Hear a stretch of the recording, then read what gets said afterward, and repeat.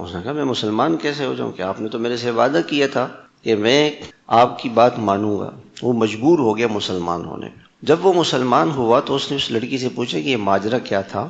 تو اس نے کہا کہ ہم ہندو ہیں، میرے باپ بھی آپ کو پتہ ہے کتنے کٹر ہندو ہیں، ہم سب لوگ ہندو ہیں، تو بلکہ ہندوؤں کی دعوت دیتے ہیں ہندو مذہب کی.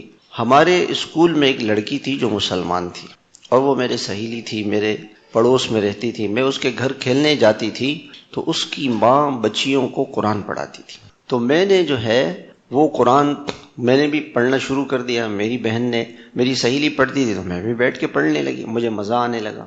یہاں تک کہ میں نے پورا قرآن ان کے گھر میں پڑھ لیا اور میں مسلمان ہو گئی. اب میں نے کہا اگر میں اپنے ماں باپ کو بتاؤں گی تو وہ تو مجھے قتل کر دیں گے، مار دیں گے. تو جب میری شادی ہونے لگی، شادی سے پہلے میں روزانہ 1-2 دن کے بعد ان کے گھر آتی تھی، قرآن پڑھتی تھی، نماز بھی پڑھتی تھی، سارا میں نے دین سیکھ لیا تھا. تو جب میری شادی ہونے لگی تو میں بہت روئی اور میں نے اس عورت سے کہا کہ اب میں کیسے قرآن تو میں رکھ نہیں سکتی. اس نے کہا کہ میں اس کی تدبیر کروں گی، تم بے فکر ہو جانا.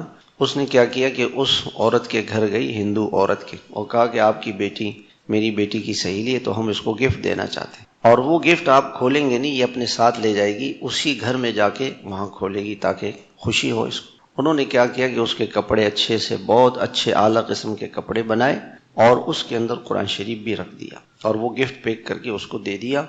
وہ لڑکی جب وہاں پہنچی اس کو پتہ تھا کہ اس کو بتایا ہوا تھا، اس نے فوراً قرآن شریف نکال کے الماری میں رکھ دی. اور جب شوہر نہیں ہوتا تھا تو چپ کے وہ قرآن پڑھتی رہتی تھی. تو اس نے قرآن کی صورتیں پڑھ کے اپنے شوہر پر دم کیں اور وہ شوہر ٹھیک ہو گیا اور شوہر کو سارا قصہ سنایا اور وہ شوہر بھی مسلمان ہو گیا اور یہ بھی مسلمان ہو. دیکھیں قرآن کی حقانیت ہم دیکھیں، اس کی کتنی بڑی طاقت ہے. اللہ نے اس میں بڑی طاقت رکھی ہے، لیکن شرط یہ ہے کہ مسلمان اس کو پڑھیں، سمجھیں اور اپنی زندگی میں لے کر آئیں.